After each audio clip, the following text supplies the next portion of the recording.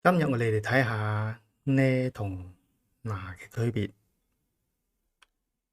主要係參考鄧教授嘅呢篇論文。呢佢可以做嘆詞，又可以做助詞。嗱呢只可以做嘆詞，所以我哋係基於佢哋作為嘆詞嘅指示功能嘅區別嚟做一個匯總。先睇兩個例子。嗱，呢張係佢喺香港嘅身份證。阿爸，佢唔係打交，佢嚟做話劇啊！你喺街坊劇場咧，我哋做雷雨啊。首先係佢哋嘅指示嘅空間距離唔一樣。嗱咧，佢指示咗身份證，呢個係距離比較近嘅，就喺佢哋嘅手頭。呢指示街坊劇場，唔喺佢哋嘅現場，離得比較遠嘅，所以嗱係比較近，呢係比較遠嘅。另一個就係時間，我哋先睇一個例子。你咁樣亂咁掟嘢係唔啱啊！嗱，我考未完就掟咗支棍啦。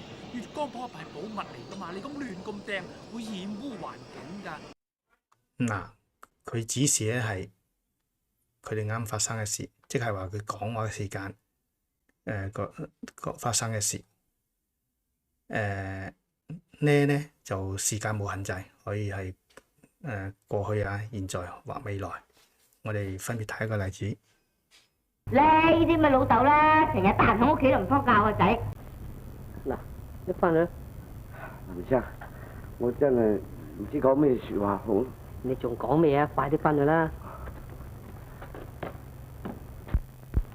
呢，你聽到噶啦，冇錢生仔就係咁辛苦噶啦。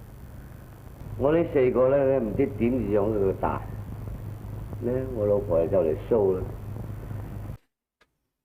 而家做一個總結，佢哋嘅區別咧就係一個係距離，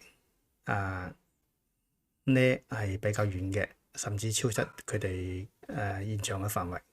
嗱呢就係喺佢哋現場比較近嘅。第二個係時間，嗱呢就喺講話時間比較近，呢就可以係過去或者而家或者未來，可以離得比較遠嘅。